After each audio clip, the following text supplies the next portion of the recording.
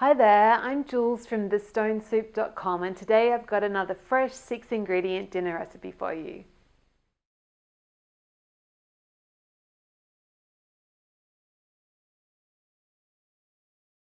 Great, so for our chicken I'm going to make a little marinade, kind of like a dressing for the chicken. So I've got a teaspoon of allspice here. But if you didn't have allspice, you could use, I really love allspice at the moment actually. Such a versatile spice. If you didn't have allspice, you could use ground cumin or ground coriander, but you probably need about 2 teaspoons of those because they're not as strong as allspice. Then a good pinch of salt, a couple of pinches of salt, and then a tablespoon of apple cider vinegar, or you can use any wine vinegar that you have, and a tablespoon of olive oil. Just one that's going to be okay in a high heat, so not extra virgin. Then just give that a little stir.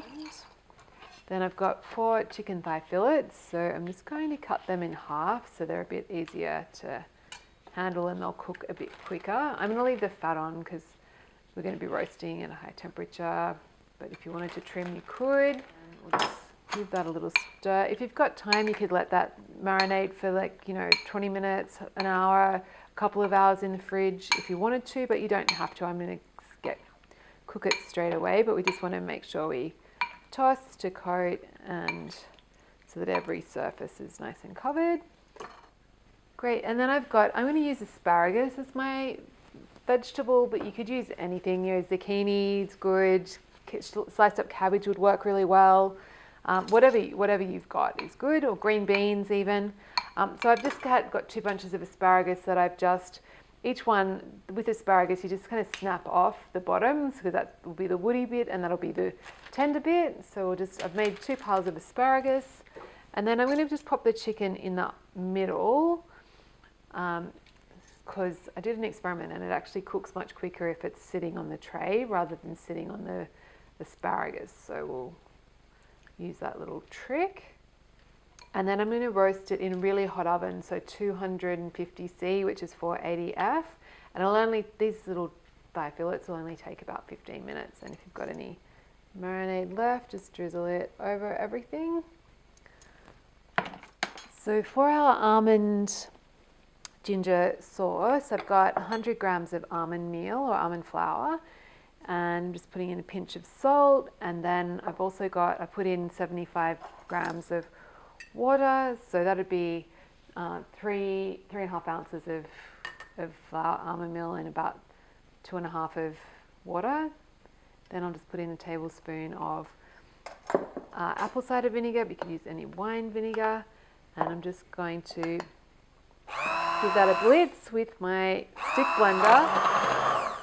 Beautiful. So when you've got a nice creamy sauce like that, and I should have mentioned you can use different nuts. I'm just using almond meal because it's easier on the stick blender because it's already ground up. But you could use whole almonds if you didn't have almond meal, or it's actually really lovely with cashews, and they're actually quite easy to process with the stick blender. So cashews would probably be my second choice.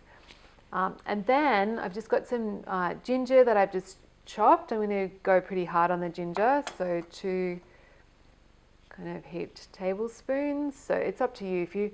If you want a more subtle ginger hit, you could just use with 1 tablespoon. And I like it chopped in, so you get like these little chunks of ginger through the sauce. Like I really like my ginger hit, but you could. Sometimes I grate it with the microplane grater as instead if I want it to be more integrated and have like a smoother sauce. So that's done. Great. So our chicken is looking nice and cooked and golden brown. It feels cooked.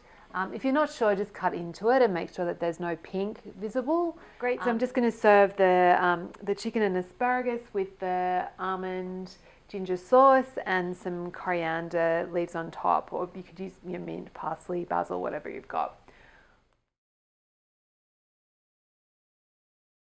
So if you enjoyed this recipe, come on over to my blog. It's thestonesoup.com, and you can download a free ebook filled with simple recipes just like this one.